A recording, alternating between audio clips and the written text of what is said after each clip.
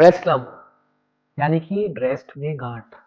अगर आपको ये फील होती है तो क्या करना है, ये वीडियो में हम इसी के बारे में थोड़ी सी चर्चा करेंगे।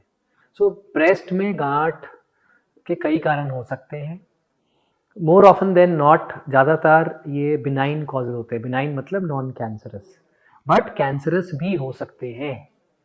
पहले ये कहा जाता था कि ओल्ड एज के जो लम्प्स हैं वो ज़्यादातर कैंसरस होते हैं, यंग एज में कैंसरस नहीं होते, लैक्टेटिंग मदर्स में कैंसरस नहीं होते। बट ये अप्रॉक्सीमेशंस हैं, एक्यूरेट नहीं है।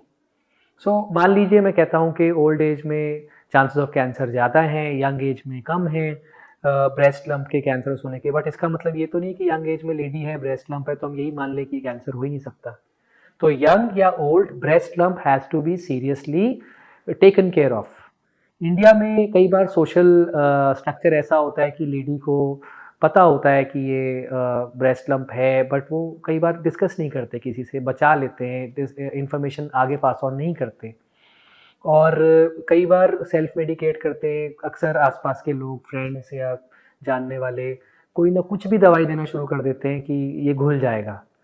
इस वीडियो का एक ही पर्पस है कि हर ब्रेस्ट लंप को इसी नज़र से देखना है कि क्या वो कैंसर तो नहीं। कैंसर नहीं है, 90% चांस यही है, बट हमें इस पॉइंट ऑफ व्यू से इन्वेस्टिगेट करना है। तो ब्रेस्ट लंप सबसे पहले पकड़ में कैसे आता है, वो एक टेस्ट होता है जिसको बोलते हैं सेल्फ ब्रेस्ट एग्जामिनेशन। इसके कई वीडियोस हैं यूट्यूब पे। हर लेडी को हफ्ते 10 दिन में अपना सेल्फ ब्रेस्ट एग्जामिनेशन करना चाहिए, ब्रेस्ट का और एक्सिला का। एक्सिला मतलब बगल। अगर उसमें कोई गांठ फील हो रही है जो कि जिस भी साइज़ की है, बट आपको लग रहा है ये है और प्रोग्रेसिवली बढ़ रही है या काफ़ी समय से है, तो you must contact your doctor. The purpose of contacting your doctor is to rule out कि कहीं कैंसर तो नहीं। कई बार डॉक्टर्स भी मिस कर जाते हैं जांच, इस ब्रेस्ट लंप को जांचों के बाद भी। तो कहने का मतलब ये है कि सुनने में लगता है कि एक छोटी सी गांठ है, अरे हम लास्ट तक जांचें कर रहे हैं, बट जांचें जांचें जांचें। अगर एक ब्रेस्ट लंप लंबे समय तक है तो उसका प्रॉपर इन्वेस्टिगेशन होना चाहिए। जब आप डॉक्टर के पास जाते हैं तो डॉक्टर्स यूजुअली फिजिकल एग्जामिनेशन करते हैं फिंगर्स से, और based upon the physical examination sometimes वो कुछ एंटीबायोटिक्स देते हैं अगर इन्फेक्शियस लगता है, या फिर आगे फर्दर टेस्ट ऑर्डर करते हैं। जानने वाली बात यह है कि अगर हमको ये इन्फेक्शियस गांठ लग रही है यानी कि नॉन कैंसरस लग रही है, तो this should get okay in the next 2 weeks to 3 weeks. अगर इससे लंबी चल रही है तो हमें एज्यूम नहीं करना कि ये नॉर्मल है, हमें जांचें करवानी है। नेक्स्ट सेट ऑफ इन्वेस्टिगेशंस जो डॉक्टर्स अक्सर ऑर्डर करते हैं, उसमें मैमोग्राफी होती है जो 40 साल की ऊपर की लेडीज़ को बोली जाती है, या फिर अल्ट्रासाउंड ऑफ द ब्रेस्ट बोला जाता है। ये दोनों टेक्निकल जांचें हैं। मैमोग्राफी में एक स्कोर आता है जिसको बायरेट स्कोर बोलते हैं, और अल्ट्रासाउंड ऑपरेटर डिपेंडेंट है जो डॉक्टर्स करते हैं।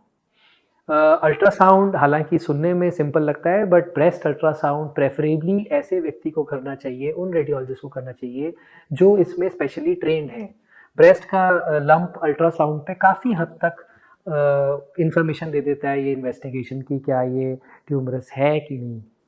अगर इस पे हमको डाउट है तो हमें दबाना नहीं है, रुकना नहीं है, हमें अगली इन्वेस्टिगेशन करनी है। Sometimes that is called as a MRI breast. This MRI should be contrast, इसको MR मैमोग्राम भी बोलते हैं। तो 3 जांचें मैंने बताई, अल्ट्रासाउंड, सिंपल मैमोग्राफी या MRI ऑफ द ब्रेस्ट। ये फोटोग्राफिक इन्वेस्टिगेशंस हैं ब्रेस्ट की, ये जानने के लिए कि वो जो गांठ है उसका कैरेक्टरिस्टिक क्या है। अगर हमें रत्ती भर भी डाउट होता है कि ये कैंसर हो सकता है, तो अगली इन्वेस्टिगेशन होती है जिसको बोलते हैं ultrasound guided biopsy, not a FNAC। FNAC is not useful. Ultrasound guided biopsy, ये इन्वेस्टिगेशन इंटरवेंशनल रेडियोलॉजिस्ट करते हैं।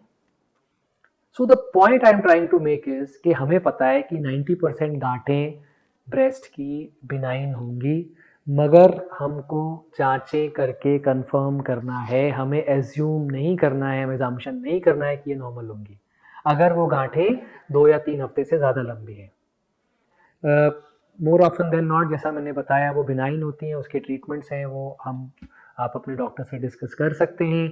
अगर मैलिग्नेंट है तो भी घबराने की बात नहीं है। ज़्यादातर breast cancers are very easily curable with very high success rates.